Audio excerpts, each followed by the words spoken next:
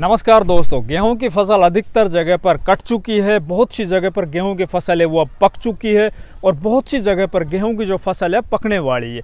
हमारा ये खेत भी अब बस पक चुका है। इसको लगभग 8 से 10 दिन के अंदर हम खेत को खाली कर देंगे, इसके अंदर कटाई करके, और गेहूं की अपन थ्रेशरिंग कर चुके होंगे।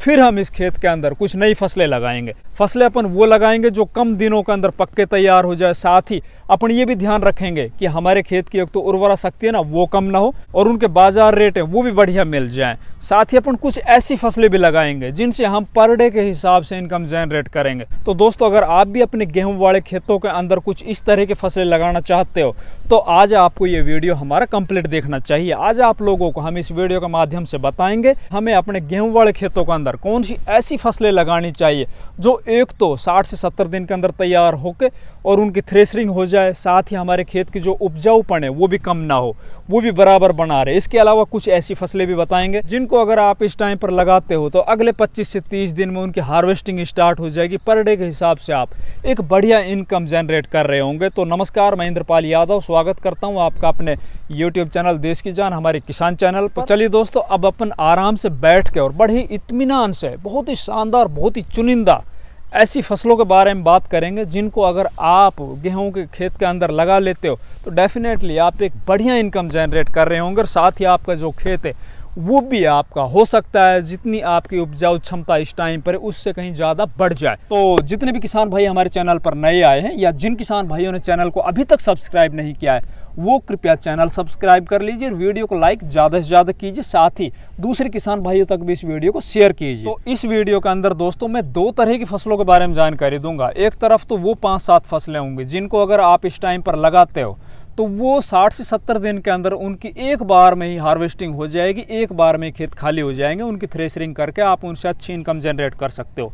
वहीं पे दूसरी तरफ अपन कुछ 5-7 या 10 ऐसी सब्जी वर्गीय फसलों के बारे में बात करेंगे जिनको अगर आप इस टाइम पर लगाते हो तो बहुत सी ऐसी सब्जी वर्गीय फसलें हैं जिनको आप 25 से 30 दिन के बाद ही उनकी हार्वेस्टिंग स्टार्ट हो जाएगी और पर डे के हिसाब से आपके पास उनसे इनकम आने लग जाएगी। एक बार इनकम 25 से 30 दिन में स्टार्ट होगी तो वो लगातार 100, 120 या 150 दिन तक कंटिन्यू चलती रहेगी। तो इस टाइम पर जो भी हम सब्जी वर्गीय फसलें अपने खेतों के अंदर लगाएंगे तो वो लगातार पूरे गर्मी के अंदर चलेंगी। तो गर्मी वाली फसलों के अंदर अपन को सबसे पहले एक ध्यान रखना है, अगर बढ़िया प्रोडक्शन लेना है और अपनी उस फसल का बढ़िया रेट लेना है तो सबसे पहले आपको अपने खेत की अच्छे से तैयारी करनी होगी। उसके अंदर आपको सबसे पहले तो ये करना है कि अपने खेत के अंदर 3 से 4 ट्रॉली गोबर की जो सड़ी गली होनी चाहिए वो अपने खेतों के अंदर डाल देनी है। डालने के बाद आप अपने खेत की अच्छे से जुताई कर दीजिए। जुताई करने के बाद उसके अंदर आप जो भी मैं अभी आप लोगों से सब्जी वर्गीय फसलें बताने जा रहा हूँ उससे पहले आपको कुछ रासायनिक खाद है ना वो भी डाल लेने हैं। रासायनिक खाद के अंदर आप लगभग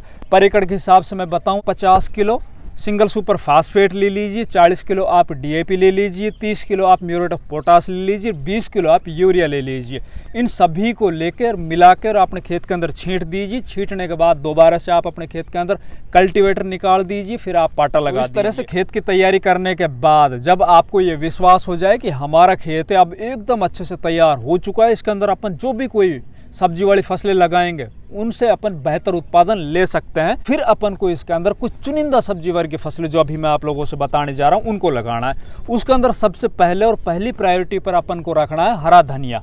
जी दोस्तों, इस टाइम पर अगर आप अपने गेहूं के खेतों के अंदर हरा धनिया लगा देते हो तो आप देखोगे हरा धनिया जब आपका 25 से 30 या 35 दिन के अंदर तैयार होकर बाजार में जाएगा उस टाइम पर हरे धनिया को जो रेट मिलेंगे ना, हो सकता है किसी भी सब्जी को उस टाइम पर रेट ना मिल रहे हो, क्योंकि गर्मियों के मौसम के अंदर हरा धनिया है ना वो बहुत ही ज़्यादा बाजार के अंदर शॉर्ट हो जाता है। जैसे जैसे दिन का तापमान बढ़ता चला जाएगा हरे धनिया के बीज के जो जर्मिनेशन है ना वो हो ही नहीं पाएगी।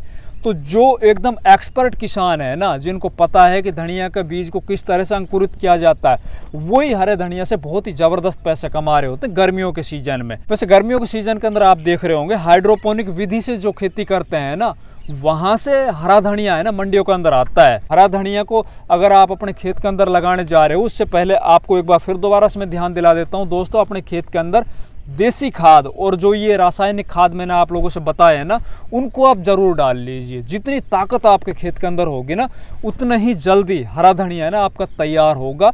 क्योंकि गर्मियों के मौसम में ना ज़्यादा सिंचाई करने से हरा धनिया है ना वो पीला पड़ जाता है। बाकी अगर आप चाहो तो मैं हरे धनिया के ऊपर एक सेपरेट वीडियो तैयार करके अपने चैनल के ऊपर अपलोड कर दूंगा। आप लोगों को मैं बता दूंगा कि हरे धनिया को किस तरह से जल्दी जर्मिनेट किया जाए। इसके अलावा फिर अपन बात करते हैं दूसरी फसल की। तो मैं आप लोगों को सजेस्ट करना चाहता हूँ, आप अपने गेहूं वाले खेतों के अंदर इस टाइम पर कद्दू की बुआई कर दीजिए। कद्दू है ना दोस्तों, उसके अंदर एक तो खर्च है ना बिल्कुल नाम मात्र का आता है। दूसरा, कद्दू अगर आप इस टाइम पर लगाते हो और जब कद्दू आपका हरा होगा उस टाइम पर भी आप उसको बाजार के अंदर बेच सकते हो। अगर हरे वाले कद्दू को रेट बाजार के अंदर कम मिल रहे हो तो उनको आप बाद में जब वो पूरे साइज ले जाएं तो उनकी तुड़ाई करके आप रख सकते हो। उसको फिर आप जब जैसे बाजार के अंदर रेट बढ़िया मिल जाए उस टाइम भी आप उनको बेच सकते हो। कद्दू है वो बिगड़ता नहीं है, आप लोगों को पता है। इसके अंदर खर्च है वो भी बिल्कुल नाम मात्र का होता है। इसके अंदर जो आप लोगों को स्क्रीन के ऊपर ये जो कद्दू के बीज की जो वैरायटी दिखाई दे रही है, इनमें से आप कोई भी लेके अपने खेतों के अंदर लगा सकते हो। इसके अलावा फिर बात करते हैं दोस्तों तीसरे नंबर के ऊपर अपन को कौन सी सब्जी वाली फसल इस टाइम पर रखनी चाहिए जिसके बाजार भाव आपको डेफिनेटली बढ़िया मिलेंगे। तो मैं आप लोगों को रेकमेंड करूंगा आप इस टाइम पर लौकी की बुआई कर दीजिए। लौकी के अंदर आप चाहे गोल वाली लौकी लगाइए, लंबी वाली लौकी लगाइए। लौकी अगर इस टाइम पर आप लगाते हो अपने गेहूं वाले खेतों के अंदर, तो जो लौकी जनवरी या फरवरी महीने के अंदर लगाई गई थी ना, वो इस टाइम पर चल रही होंगी और वो एक तरह से बूढ़ी हो चुकी होंगी। उनके जो बाजार भाव है ना वो कहीं ना कहीं कम हो चुके होंगे। और जब आपकी लौकी इस टाइम की लगाई हुई बाजार के अंदर जाएगी तो वो एकदम नई जाएगी, बाजार के अंदर उसको बढ़िया रेट मिलेंगे। स्क्रीन के ऊपर जो वैरायटी दिखाई दे रही है इनमें से कोई भी लेकर अपने खेतों के अंदर लगा सकते हो। इसके अलावा फिर अपन अगली सब्जी वाली फसलों के बारे में बात करें तो आप इस टाइम पर अपने खेतों के अंदर देसी टिंडा की बुआई कर दीजिए। देसी टिंडा इस टाइम पर जब आप लगाओगे या फिर इस टाइम पर आप बाजार के अंदर जाके देखिए, अगर कोई सब्जी इस टाइम पर सबसे ज़्यादा महंगी होगी तो वो टिंडा होगी। और टिंडा पूरे साल भर सबसे ज़्यादा महंगे रहते हैं देसी वाले।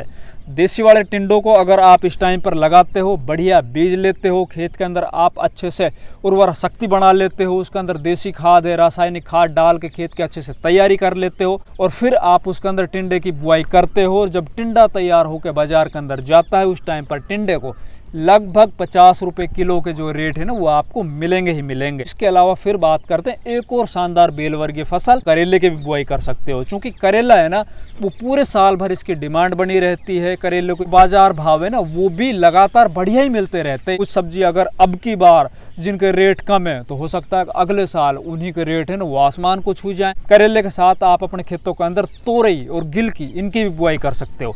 तोरई और गिलकी आप गेहूं के खेतों के अंदर लगाते हो तो आपको इसके निश्चित तौर पर जो बाजार भाव है ना वो पूरे साल के अंदर सबसे ज़्यादा मिलेंगे। तोरई और गिलकी है ना इसके अंदर भी कोई ज़्यादा खर्च नहीं होता है। इसको भी आप नीचे ज़मीन के अंदर धोरे बना के और धोरों के अंदर लगा दीजिए, या फिर आपके खेत के चारों तरफ अगर तार फेंसिंग कर रखी है आपने तो आप उनके ऊपर भी अगर तोरई गिलकी की बुआई कर देते हो तो आपके खेत के जो चारों तरफ की जो फेंसिंग में खर्चा आया है ना वो खर्चा तोरई और गिलकी की जो फसल है ना वो निकाल देगी। तो ये जितनी भी मैं आप लोगों को अभी ये सब्जी वाली फसलें बता रहा हूँ दोस्तों, ये बहुत ही बेहतरीन और बहुत ही चुनिंदा सब्जी वाली फसलें हैं। तो ये तो हुई कुछ बेल वर्गीय फसलें। अब बात करते हैं दोस्तों कुछ और चुनिंदा सब्जी वाली फसलें जो बेल वर्गीय के अलावा होती है। तो इस टाइम पर आप अपने खेतों के अंदर ग्वारफली की बुआई कर सकते हो।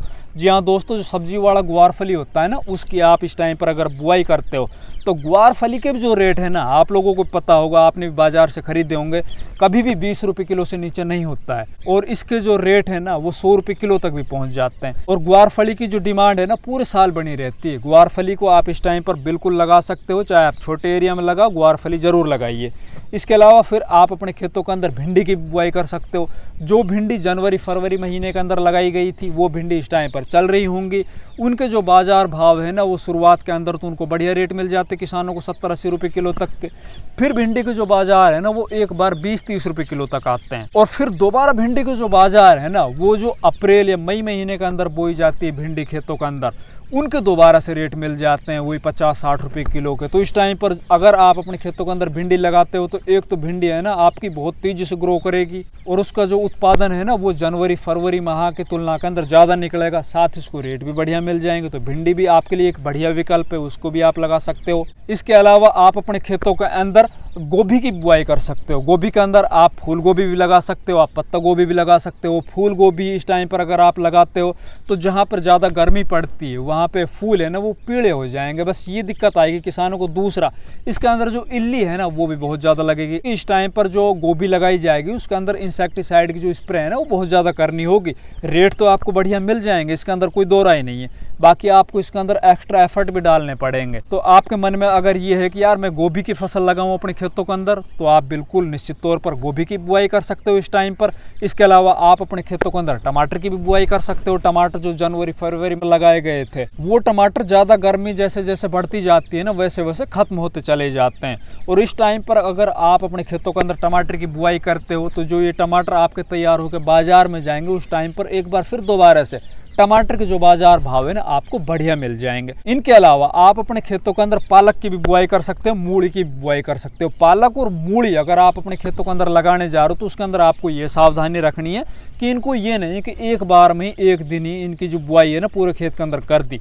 इसके अंदर जैसे आप 1 एकड़ ज़मीन के अंदर ये पालक या मूली लगाने जा रहे हो तो उसको आप 5 हिस्सों में डिवाइड कर लीजिए। जैसे कि आज अपन ने एक छोटे हिस्से के अंदर बुआई कर ली, फिर अपन 3-4 दिन के बाद फिर दूसरे हिस्से के अंदर इनकी बुआई करेंगे, क्योंकि जब ये तैयार होंगे तो पूरे एक साथ तैयार हो जाएंगे ना, तो उसके अंदर अगर आपकी कटाई नहीं हो पाएगी उस टाइम पर एक साथ, तो इसके अंदर जो ऊपर जो बाली आती है, जो इसके अंदर जो बीज आते हैं ना वो अगर आ गए तो समझ लीजिए उसके अंदर आप बार बार कटाई नहीं कर सकते। ऐसे ही मूली के साथ होगा, उसके अंदर भी ऊपर जो सांगरी आ जाएगी, फिर आप समझ सकते हो मूली की जो क्वालिटी है ना वो कहीं ना कहीं हल्की पड़ जाएगी। तो इसके अंदर आपको वही पार्टीशन के अंदर आपको बुआई करनी है, इससे भी आपको बहुत बढ़िया इनकम मिलेगी कम खर्च के अंदर।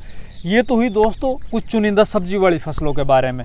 अब बात करते हैं कुछ अपन परंपरागत जो फसलें लगाई जाती हैं ना, जो आपके गेहूं के खेत हैं जो खाली हो चुके हैं और आप सोच रहे हो कि यार 60-70 दिन के अंदर अपन उन खेतों के अंदर कुछ ऐसी फसलें लगाएं जिनको काट के और अपने खेतों को खाली कर दें और आगे फिर अपन खरीफ सीजन के अंदर दूसरी फसल लगाएं, तब तक हमारे जो खेत है ना अच्छे से उनकी जुताई भी हो जाए, अच्छे से उनके अंदर जो अनवांटेड खरपतवार वगैरह का बीज है ना वो भी खत्म हो जाए जब लू चलेगी। तो उसके लिए मैं आप लोगों को सबसे पहले सजेस्ट करूंगा दोस्तों, आप अपने खेतों के अंदर मूंग और उड़द की बुआई कर लीजिए। मूंग और उड़द है ना वो 60 या 70 दिन के अंदर तैयार हो जाएंगे, उनके आप एक बार में कटाई कर दोगे। साथ ही इसका दूसरा बेनिफिट, एक तो इसका जो बाजार भाव है ना वो भी बढ़िया मिलेंगे। अभी 2-3 सालों से आप देख रहे होंगे दालों के जो रेट है ना लगातार बहुत बढ़िया मिलते आ रहे हैं और इनका जो समर्थन मूल्य वो भी लगभग 7,000 या इससे भी ऊपर है।